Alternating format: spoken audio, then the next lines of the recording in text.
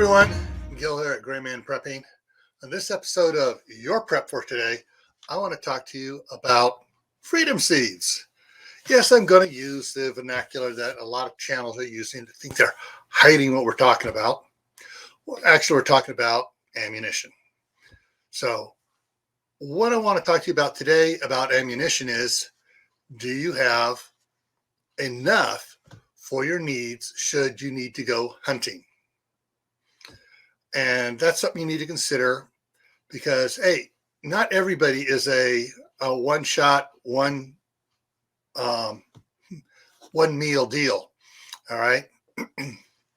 So you may, need to do some practicing. So you can need some ammunition for practicing. Make sure you hit what you're aiming at first time.